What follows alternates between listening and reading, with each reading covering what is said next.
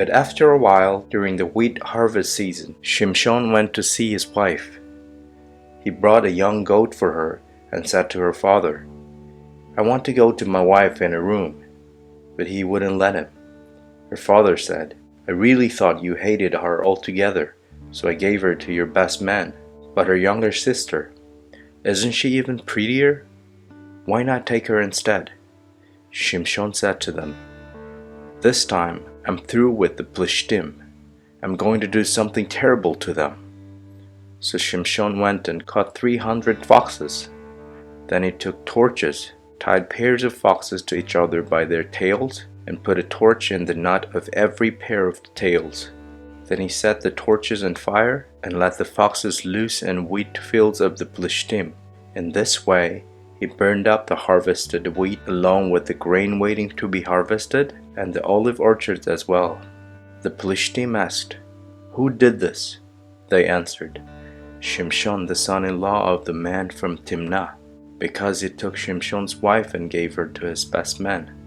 Then the Plishtim came up and burned both her and her father to death. Shimshon said to them, "I will certainly have my revenge on you for doing such a thing. But after I do, I'll stop." Infuriated, he began killing them right and left. It was a massacre. Then he went down and stayed in the cave at the Eitam Rock. The Plishtim went up, pitched camp in Yehudah, and attacked Lechi. The men of Yehudah said, "Why are you attacking us?" They replied, "To arrest Shimshon, that's why. To treat him the way he treated us." Then 3,000 men from Yehudah went down to the cave at the Eitam Rock and said to Shimshon, "Don't you know that the Plishtim are our rulers? What are you doing to us?" He answered, "I've only treated them the way they treated me." They said to him, "We've come down to arrest you and hand you over to the Plishtim." Shimshon replied, "Swear to me that you won't fall on me yourselves." They said to him, "No, but we will tie you up and hand you over to them. However, we promise not to kill you." So they tied him up with 2 new ropes and brought him up from the rock. When he got to Lechi, the Plishtim came running and shouting at him, and the Spirit of Adonai came on him powerfully. The ropes on his arms became as weak as burnt flax and fell from his arms.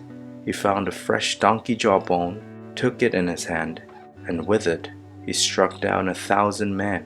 Shimshon said, "With the jawbone of a donkey I left heaps piled on heaps. With the jawbone of a donkey I killed 1,000 men."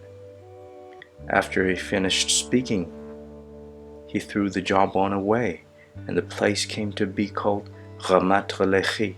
Then he felt very thirsty, so he called on Adonai, saying, "You accomplished this great rescue through your servant, but am I now to die from thirst and fall into the hands of the uncircumcised?" Then God made a gash in the crater at Lechi, and water came out.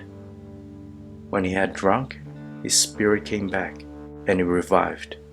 This is why the place was called Ein HaKoreh, and it is there in Lechi until now. He judged Israel in the period of the Plishtim for 20 years.